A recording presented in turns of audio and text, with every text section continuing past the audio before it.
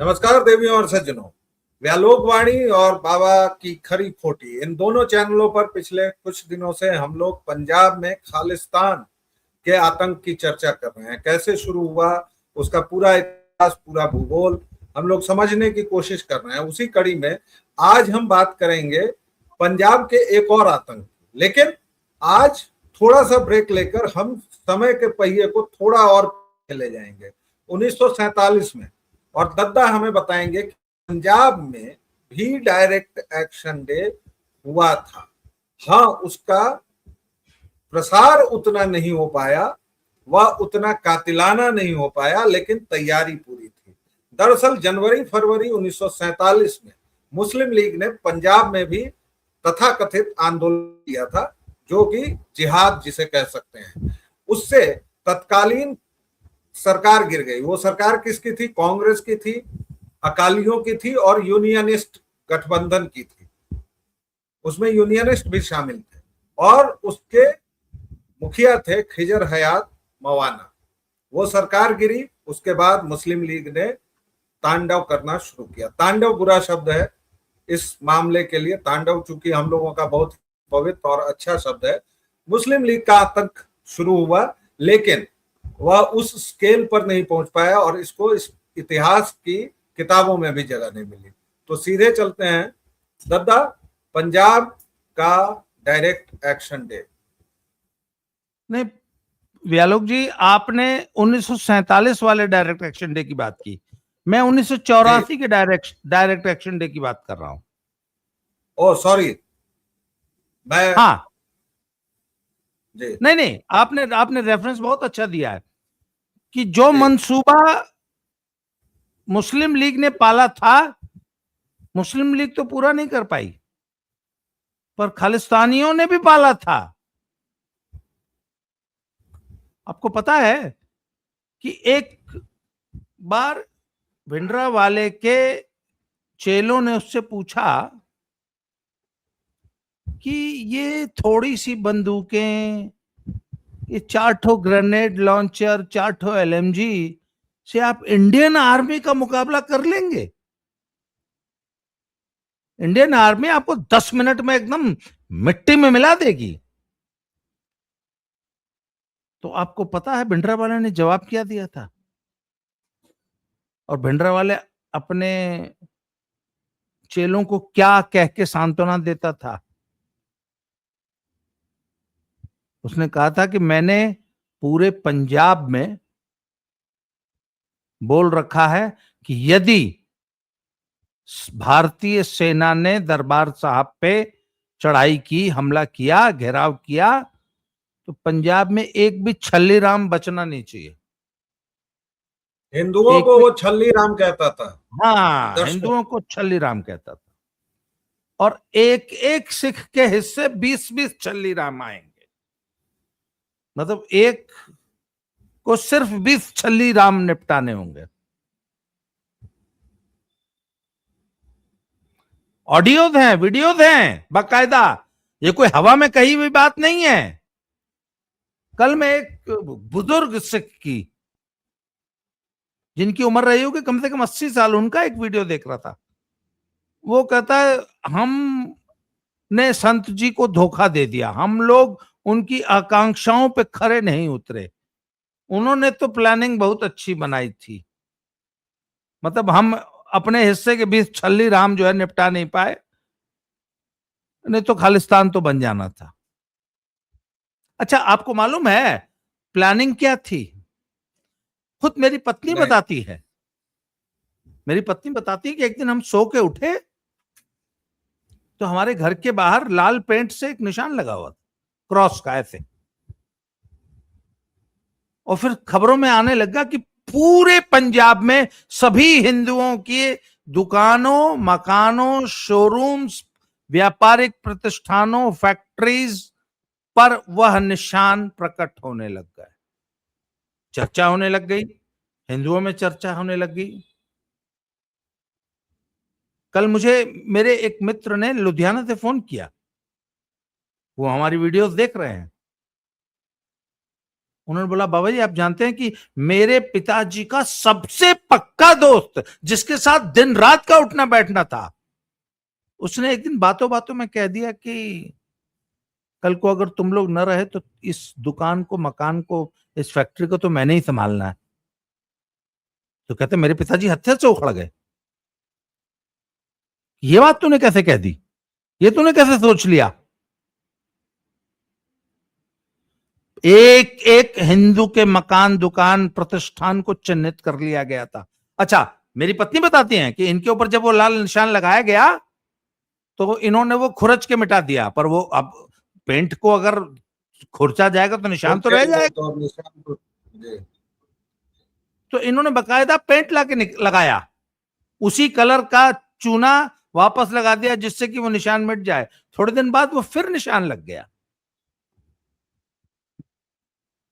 तो इन्होंने पता लगाया कि इनका ही एक पड़ोसी वो निशान लगा रहा था। ये कब की घटना है, किस? ये है 1984 के, 1983 के लास्ट की। 1983 में अक्टूबर, नवंबर, दिसंबर, जनवरी, फरवरी, मार्च में प्रत्येक हिंदू को चिन्हित कर लिया गया था। अच्छा, अब आजकल बड़ी चर्चा चल रही है ना, बड़े बड़े लंबे लंबे 6-6 घंटे के पॉडकास्ट भी अब आ रहे हैं पुराने लोगों के। तो वो कहते हैं कि अच्छा आखिर ये फेल हुए कैसे, प्लानिंग इनकी बहुत तैयारी थी। अच्छा, आपको एक चीज और बताऊं, बहुत कम लोग जानते हैं कि जो ऑपरेशन ब्लू स्टार हुआ था ना, वो सिर्फ स्वर्ण मंदिर अमृतसर में नहीं हुआ था, 37 या 38 गुरुद्वारों पे एक साथ हुआ था जी। उनकी चर्चा ही नहीं होती है। और अमृतसर के अलावा जो प्रमुख गुरुद्वारे थे, एक पटियाले में हमारे एनआईएस के बहुत थोड़ी सी दूर पे है, 4-5 किलोमीटर, बस स्टैंड से मुश्किल से 1.5 किलोमीटर की दूरी पे है गुरुद्वारा दुख निवारण साहब। वहां पर भी बकायदा आर्मी और पुलिस घुसी थी। वहां पर बताते हैं कि 28 या 30 या कितने ऐसे ही लगभग बॉडीज मिली थी। इसके अलावा 37 अन्य पूरे पंजाब के गुरुद्वारों में। तो इनको, इनकी जो प्लानिंग थी वो थी कि भाई अगर ये बहुत करेंगे तो क्या करेंगे, गुरुद्वारों को घेर लेंगे। पर आर्मी ने समझदारी ये की सर कि एक तो पूरे पंजाब को सील कर दिया और पहले ही ऑपरेशन शुरू होने से 3 दिन पहले पूरे पंजाब में कर्फ्यू लगा दिया। जितने भी विदेशी देशी पत्रकार थे सबको अमृतसर से गाड़ियों में बैठा बैठा के दिल्ली पहुंचा दिया। बीबीसी का पत्रकार था मार्क टली, उस दिन जो है अमृतसर में ही था। मार्क टली की पुस्तक, सतीश जैकब और मार्क टली ने जो पुस्तक लिखी, बड़ी फेमस पुस्तक है। तो वो बताते हैं कि हमको जबरदस्ती बैठा के जो है गाड़ी में, सब कार में, एम्बेसडर कार में पैक कर दिए, दिल्ली भेज दिए। और आर्मी ने पूरे पंजाब में कर्फ्यू लगा दिया। कोई भी व्यक्ति, यहां तक कि गांव में भी किसी को बाहर नहीं निकलने दिया गया। इसलिए वो जो होने वाला था ना डायरेक्ट एक्शन डे छल्ली राम वाला, उससे पंजाब बच गया।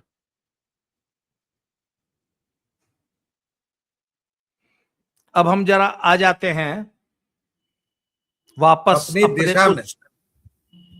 आज सुबह हमने जो चर्चा की थी कि भिंडरा वाला अकाल तख्त पे कैसे काबिज हो गया, तो पूरी की पूरी अकाली लीडरशिप स्वर्ण मंदिर परिसर में मौजूद थी। बब्बर खालसा स्वर्ण मंदिर परिसर में मौजूद थे, बब्बर जितने थे, और भिंडरा वाले के लोग, तो वो लोग सब सराय में और गुरु नानक निवास में थे। ये अकाल तख्त पे काबिज हो गया। पर इनके पास तब तक हथियार छोटे थे, सिर्फ AK-47 राइफलें, कंबाइंस 10 गन्स,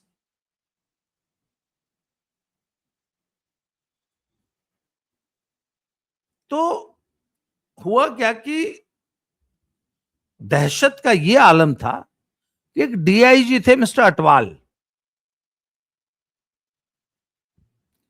वो माथा टेकने मुफ्ती में, मतलब सिविल ड्रेस में दर्शन करने स्वर्ण मंदिर आए, और स्वर्ण मंदिर से दर्शन करके जब बाहर निकले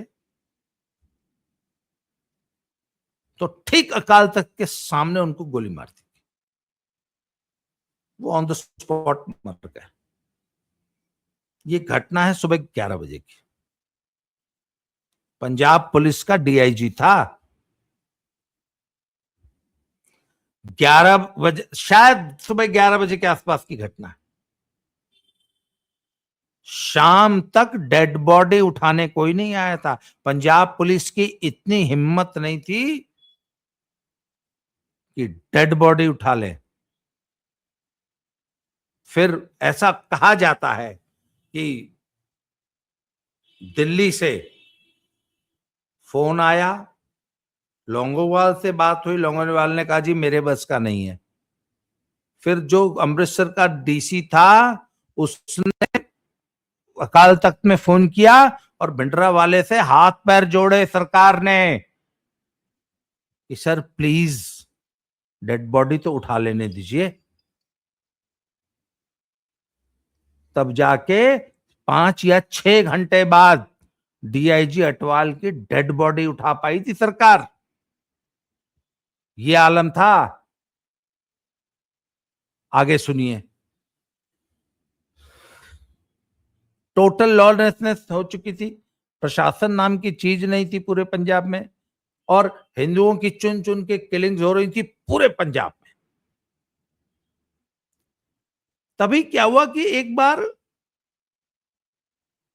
जनरल सुबेग सिंह, कुछ लोग उसका नाम शाहबेग सिंह बताते हैं, कुछ सुबेग सिंह बताते हैं, आर्मी का वेटरन था, मुक्ति वाहिनी का वेटरन था, आर्मी में शायद लेफ्टिनेंट जनरल था, बांग्लादेश लिबरेशन में उसने बहुत बड़ा रोल प्ले किया था, बड़ा अच्छा, बड़ा जाबाज अफसर था। उसका पता नहीं क्या विवाद हुआ, वो विवाद आज तक जो है उस पर बहुत कम जानकारी मिलती है। सेना से क्या हुआ, इंदिरा गांधी किस बात पे नाराज थी, कुछ हुआ, उस पे जो है 7-8 आरोप लगा के उसको नौकरी से डिसमिस कर दिया गया। उसके लिए आर्मी में एक वर्ड है cashiered, he was cashiered from the service. उसमें क्या होता है कि सब कुछ जब्त हो जाता है, नौकरी चली जाती है, सब कुछ जब्त हो जाती है, यहां तक कि पेंशन भी चली जाती है। तो उसने प्लीड किया अपना केस, ट्रिब्यूनल में गया, कोर्ट में गया, कोर्ट से वो सभी केसेस से बरी हो गया, सभी केसेस से बरी हो गया बाइज्जत। परंतु पेंशन उसकी बहाल नहीं हुई, नौकरी वापस नहीं मिली। अच्छा, रिटायरमेंट से कुछ दिन पहले ये हुआ था, एकदम he was on the verge of retirement, और पेंशन उसकी बहाल नहीं मिली। तो जब वो मुकदमे लड़ रहे थे तो वो रेगुलर, वो और उनकी पत्नी जो है वो आते थे, माथा टेकने, अरदास करते थे। तो किसी ने भिंडरावाले को उसके बारे में बताया, तो भिंडरावाले ने कहा कि मुझे उससे मिलवाओ। या कुछ लोग ये भी कहते हैं कि नहीं, शाहबेग सिंह ने खुद भिंडरावाले को अप्रोच किया। तवलीन सिंह ने लिखा है, और तवलीन सिंह ने एक इंटरव्यू में भी बताया है कि मैं खुद जब मत्था टेक हरिमंदिर से आप गई थी तो अमृतसर के कुछ लोगों ने मुझे इसके बारे में बताया कि वो एक डेकोरेटेड ऑफिसर रहा है और उसके साथ गलत हो रहा है, और वो खालिस्तानियों के हाथ का खिलौना बन जाएगा, अगर उसको हम चाहें तो अभी भी संभाल सकते हैं।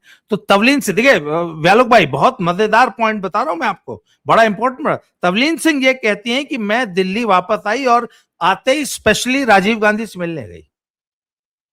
और राजीव गांधी जी। को मैंने पूरा केस बताया कि I think you should do something, और शाहबेग सिंह को हमें उसकी पेंशन बहाल कर देनी चाहिए, किसी तरह आप इंटरफेयर कीजिए, क्योंकि वो आदमी खालिस्तानियों के हाथ का खिलौना बन जाएगा। ये तवलीन सिंह बोलती हैं। एक मिनट रोकूंगा आपको, इसलिए क्योंकि दर्शकों आपको लग सकता है कि ये तो आपने कल भी बात सुनी थी, और दद्दा ने पहले ही कहा है कि कई बातें ओवरलैपिंग लगेंगी, कई बातें ऐसा होगा, कुछ एक बातें जो लगेगा, जैसे तवलीन सिंह वाला किस्सा पिछले एपिसोड में भी आपने, लेकिन अच्छा, अब असल में उसका सिरा जोड़ने के हाँ, लिए फिर से ये किस्सा बताना जरूरी था, इसलिए ये किस्सा यहाँ बताया गया। अब आगे सुनिए जी। तो शाहबेग सिंह ने भिंडरांवाले को ये एश्योर करना शुरू किया कि तुम अकाल तख्त को फोर्टिफाई करो, किलेबंदी करो, और भारतीय सेना से हम लड़ लेंगे। तो उन्होंने बोला कि हम कितने दिन लड़ लेंगे। तो इनकी दो प्लानिंग थी, आईएसआई ने और पाकिस्तान ने इनको यह एश्योर किया था कि हम जब भारतीय सेना हमला करेगी ना, तो हम खालिस्तान की घोषणा कर देंगे और पाकिस्तान उसको मान्यता दे देगा, और जैसे ही आर्मी एक्शन करेगी उधर से पाकिस्तान घुस आएगा, तो आर्मी जो है फिर स्वर्ण मंदिर छोड़ के पाकिस्तान बॉर्डर पे चली जाएगी। तब तक हमारा डायरेक्ट एक्शन डे छल्लीराम वाला शुरू हो जाएगा। इसलिए हम, तो शाहबेग सिंह ने कहा कि ठीक है, तब हम 3-4 दिन तो संभाल ही लेंगे, अगर आर्मी को बॉर्डर से प्रेशर आ जाएगा तो। सर, दुर्भाग्य से ऐसा कुछ नहीं हुआ।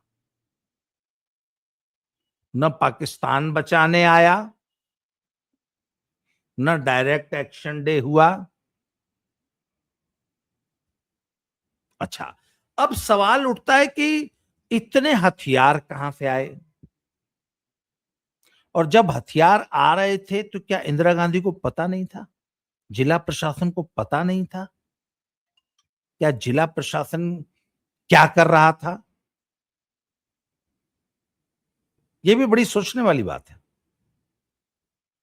एक बहुत पॉपुलर चर्चा पूरे पंजाब में चलती है, कई पुस्तकों में उसका जिक्र है। जनरल बुलबुल ब्रार, केएस ब्रार ने जो पुस्तक लिखी है उसमें भी उसका जिक्र है, शायद मार्कटली वाली पुस्तक में भी उसका जिक्र है। वो बताते हैं कि जो लंगर हॉल था, वहां पे जो लंगर चलता था, उसके लिए राशन आता था ट्रकों में। तो मैंने इसका भी जिक्र किया है क्या पिछले उसमें? आप बताइए। नहीं नहीं किया है, असल नहीं में किया है। मैं चूंकि आजकल कई चैनल्स पे ये चर्चाएं कर रहा हूं, तो वो सब ओवरलैपिंग गड्ढमड हुआ पड़ा, नहीं नहीं, मुझे ये आप याद नहीं जहां रहता। आप जहां करेंगे मैं टोक दूंगा। चलिए आप आगे बढ़ते जाइए जी। तो एक ट्रक आया साहब, उस ट्रक में ऊपर घी के कनस्तर, उसके नीचे आटे की बोरियां लदी हुई थी। सीआर पूरा बड़ा वाला ट्रक था। सीआरपी ने वो ट्रक रोक लिया परिसर के बाहर। तो उन्होंने पूछा, खोल के दिखाओ। बोला जी राशन है। बोला नहीं, पूरा आटा और घी के डब्बे उतारो। तो एक थोड़ा सा क्लैश शुरू हो गया। जिला प्रशासन ने अपने हायर अप्स को संपर्क किया कि साहब ये ट्रक आया है और हमें लगता है इसके अंदर हथियार है। सर, ट्रक 4 घंटा रुका रहा। अमृतसर के जिला प्रशासन ने, अच्छा, राष्ट्रपति शासन लग चुका था। राष्ट्रपति शासन तो ढिलवा में जब पहली जो हिंदुओं को उतार के बस किडनैप करके जो गोलीबारी हुई थी, 6 हिंदू या 7 मरे थे उसमें, तभी जो है राष्ट्रपति शासन हटा लगा के दरबारा सिंह की गवर्नमेंट को बर्खास्त कर दिया गया था। तो दिल्ली से 4 घंटे बाद मैसेज आया कि ट्रक को जाने दो, और वो ट्रक स्वर्ण मंदिर परिसर के अंदर चला गया। और उसके अंदर बताया जाता है कि AK-47 रॉकेट लॉन्चर्स और LMG गन्स थी। इस तरीके से अब लोग एक सवाल पूछते हैं कि आखिर इंदिरा गांधी ने ये नौबत आने क्यों दी कि इतनी जबरदस्त किलेबंदी शाहबेग सिंह जब स्वर्ण मंदिर की कर रहा था तब सरकार सोई हुई थी। अच्छा, उसके बाद एक और बड़ी घटना हुई 1 जून के बाद। लोग कहते हैं ना कि क्या सरकार ने वाकई दरबार साहब पे हमला किया, तो खुद खालिस्तानी आइडियोलॉग्स, खुद सिख डायस्पोरा सिख लोग ये एक बात कहते हैं कि नहीं, भिंडरावाले ने सरकार को मजबूर किया कि वो हमला करे। ऐसा बताया जाता है कि 1 जून के आसपास अंदर से कुछ आतंकवादी निकले और उन्होंने 8 CRPF वालों को किडनैप कर लिया।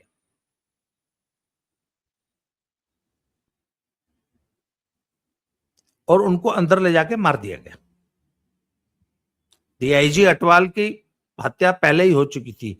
एक और शायद BSF के DIG थे, कौन थे, वो भी दर्शन करने गए थे, उनको गोली मारी गई थी, उनके जबड़े में गोली लगी थी, मैं उनका नाम भूल गया हूं।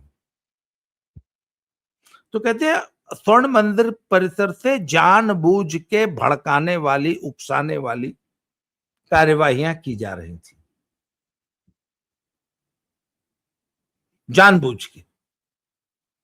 सरकार को यह मजबूर किया जा रहा था कि वो एक्शन ले।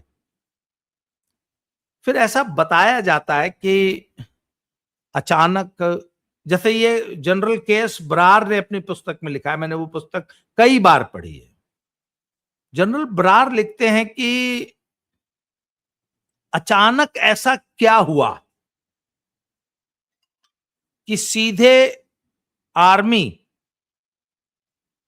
को एक्शन के लिए भेजना पड़ा। जनरल बरार ने बड़े विस्तार से अपनी पुस्तक में ये लिखा है। जनरल बरार बताते हैं, जनरल बरार ने शादी लेट की थी, तो वो अपने हनीमून के लिए मनीला जाने वाले थे, फिलीपाइंस। टिकट्स बुक हो चुके थे, होटल्स बुक हो चुके थे, सब कुछ हो चुका था। सुबह उनको मेरठ में वो पोस्टेड थे, मेरठ से उनको दिल्ली निकलना था, दिल्ली से उनकी अगले दिन फ्लाइट थी। तो शाम 1 दिन पहले उनको मैसेज आया कि तुरंत दिल्ली आओ। तो उन्होंने अपनी पत्नी से कहा कि बस मैं ये मीटिंग अटेंड करके आज सुबह मैं मेरठ से दिल्ली जा रहा हूं। मैं मेरठ से दिल्ली 70 किलोमीटर है, तो मैं ये मीटिंग अटेंड करूंगा, मीटिंग से मैं 12-1 बजे तक फ्री हो जाऊंगा, शाम की मेरी फ्लाइट है, तो तुम सुबह जो है टैक्सी से अपना सामान वामान लेके पहुंचना, मैं सीधे एयरपोर्ट पे आ जाऊंगा। तो जनरल बरार लिखते हैं अपनी पुस्तक में कि मैं, जी आप कई बार दोनों पुस्तकों का नाम बता दीजिए, जैकब वाली, टली वाली, और उसका जनरल बरार वाला भी, ताकि हमारे दर्शक अगर चाहे तो उसको पढ़ सके, ले सके।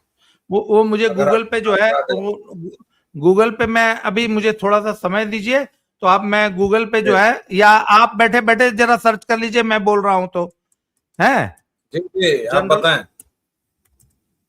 तो जनरल बरार मीटिंग में गए, तो जनरल बरार को बोला करा कि बेटा तुम्हारी छुट्टी हो गई है कैंसिल, और तुम अपनी रेजिमेंट और अपना ब्रिगेड मूव करके अमृतसर पहुंचो। कहते मैंने अपनी पत्नी को जब ये खबर दी तो वो बहुत नाराज हुई मेरे पे, निराश हुई, because we were going on our honeymoon trip. और कहते हैं फिर मुझे वहीं से, दिल्ली से मैं वापस मेरठ आ ही नहीं पाया, वहीं से मुझे जो है सीधे अमृतसर एयर ड्रॉप कर दिया गया। और कहते हैं आर्मी को सिर्फ 1 या 1.5 दिन का मौका मिला था तैयारी करने का। तो जनरल, हालांकि ये जी दोनों किताबें हैं, operation blue star the true story, ये 1993 में लिखी थी जनरल के.एस. बरार ने, और मार्क टली और सतीश जैकब ने Amritsar Mrs Gandhi's last battle, ये बैटल, यस। 1985 में लिखी थी। ये दोनों किताबें अगर आप चाहेंगे तो अमेजन वगैरह पर मिल जाती है, पढ़िए, इजीली बड़ी अच्छी अवेलेबल। किताब। तो हालांकि ऑपरेशन ब्लू स्टार पे तो हम पूरा एक एपिसोड करेंगे कि क्या क्या हुआ, कैसे कैसे हुआ। तो आखिर जी। अचानक आनन फानन में इंदिरा गांधी जो अब तक सोई हुई थी, उसको ऑपरेशन ब्लू स्टार करना क्यों पड़ा? तो जनरल बरार ये लिखते हैं कि इंदिरा गांधी के पास एक मैसेज आया यूएस से कि मैडम कहां सोई हुई हो, पाकिस्तान ने, अफगानिस्तान ने और 1-2 और कंट्रीज ने खालिस्तान को मान्यता दे दी है और कल खालिस्तान की घोषणा हो जाएगी और ये 4 कंट्रीज उसको मान्यता देने जा रही हैं। तो फिर इंदिरा गांधी के हाथ पांव फूल गए और उसने जो है, और इंदिरा गांधी को आईबी की रिपोर्ट थी कि डायरेक्ट एक्शन डे की तैयारी हो चुकी है और पूरे पंजाब में हिंदुओं के सामूहिक कत्लेआम का खाका तैयार हो चुका है। कहते हैं फिर इंदिरा गांधी के हाथ पर फूल गए, उसने तुरंत, तो आर्मी ने, उन्होंने बोला कि जो जनरल सिन्हा थे, नहीं जनरल वैद्य थे, जो इस वक्त आर्मी जी चीफ थे, वो जनरल वैद्य थे, एएस जी वैद्य। बाद में उनका भी असैसिनेशन किया इन्होंने पूना में। तो जनरल वैद्य ने मना किया था इंदिरा जी को कि देखिए आप जो बोल रही हैं कि हृदय में श्रद्धा, झुके हुए सिर लेकर स्वर्ण मंदिर में प्रवेश करना है, कहता जी हमारी आर्मी नंगे पैर हृदय में श्रद्धा और झुके हुए सिर लेकर लड़ने के लिए ट्रेंड नहीं है। We are trained to kill and we are trained to kill enemy, we are not trained to kill our own people and we are not trained to attack religious places. तो इंदिरा गांधी ने कहा नहीं, ये देश की रक्षा के लिए आपको करना पड़ेगा। उन्होंने कहा कि क्या और कोई उपाय नहीं है? उन्होंने कहा नहीं, और एक चीज और थी, रात को ऑपरेशन शुरू करो, सुबह 5 बजे से पहले खत्म करो, क्योंकि सुबह 5 बजे नहीं तो गांव गांव से लोग पैदल अगर निकल जाएंगे तो हम उनको रोक नहीं पाएंगे। इंदिरा गांधी ने ये चेतावनी दी थी कि अगर गांव गांव से लोग पैदल निकल पड़ेंगे तो आर्मी कितने लोगों को रोक लेगी, कैसे रोक लेगी लाखों लोगों को? और बात भी सही थी। तो फिर जनरल सुंदर जी को बुलाया गया और जनरल के.एस. बरार, जनरल सुंदर जी, लेफ्टिनेंट जनरल सिन्हा, ये 3-4 आर्मी कमांडर्स ने मिलकर पूरी, ऐसे इनके पास देखिए आर्मी जब कहीं लड़ने जाती है तो उसके पास पूरे नक्शे होते हैं। तो उन्होंने बोला साहब हमें जहां लड़ना है वहां का नक्शा तो दो। आर्मी के पास कोई नक्शा नहीं था, तो सिविल एडमिनिस्ट्रेशन को बुलाया गया, पुलिस को बुलाया गया, स्थानीय लोगों, पीडब्ल्यूडी को बुलाया गया, क्योंकि पीडब्ल्यूडी वहां बिजली, पानी, ये वो इन सब चीजों का, सीवरेज का इंतजाम करती थी। उसने बोला हमें नक्शा बताओ कहां से है, कैसे क्या है। तो आर्मी को प्रिपरेशन करने का बिल्कुल मौका नहीं मिला, जबकि आर्मी कहती थी कि नहीं हमारे पास और भी बहुत, सीज, आर्मी का एक तरीका होता है घेराबंदी, जो कि बाद में की गई। अगर आपको ध्यान होगा 1984 के बाद 1986 में एक ऑपरेशन और हुआ था, ऑपरेशन ब्लैक थंडर, उसमें भी आतंकवादियों को इसी तरह घेर के बाहर निकाला गया था। और उसकी प्लानिंग सब डोभाल साहब ने बनाई थी।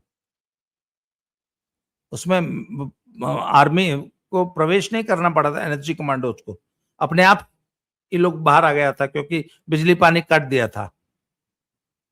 उसका बड़ा घृणित इतिहास है, मैं अगले वीडियो में बताऊंगा। आज 30 मिनट हो चुका है, मैं भी बोलता बोलता थक गया हूं।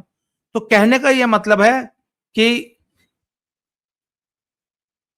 भिंडरावाले ने इंदिरा गांधी को मजबूर कर दिया कि वो दरबार साहब पर मिलिट्री अटैक करे, और मिलिट्री बिल्कुल नहीं चाहती थी अटैक करना, पर मिलिट्री को भी दबाव डालकर मजबूरन तैयार होना पड़ा दबाव में आके,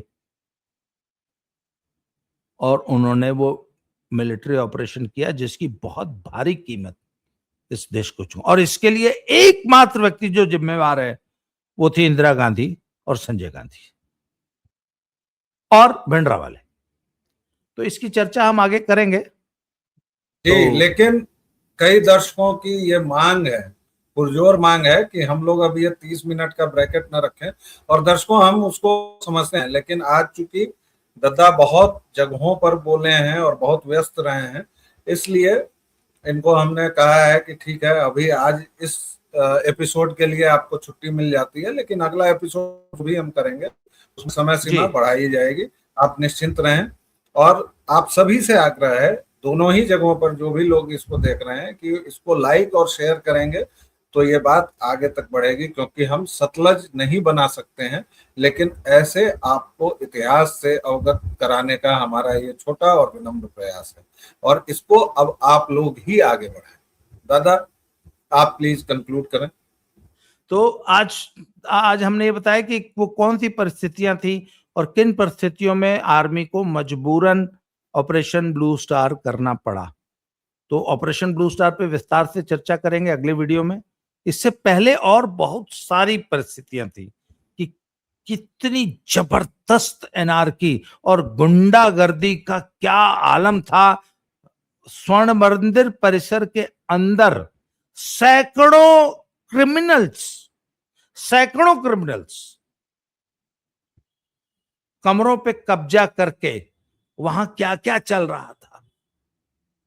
वहां एक उन्हीं भिंडरावाले के ही दो चेले आपस में एक लड़की को लेकर लड़ गए, और उस लड़की को एक भिंडरावाले के चेले की उसी मंदिर परिसर के बाहर एक चेले ने दूसरे की हत्या कर दी। दोनों पक्के दोस्त थे, और फिर भिंडरावाले के लोगों ने उस लड़की का अपहरण करके अकाल तख्त के अंदर ले गए, और उसको किस तरीके से टॉर्चर करके मारा है इसका वृतांत कई लोगों ने, 20 लोगों ने किया।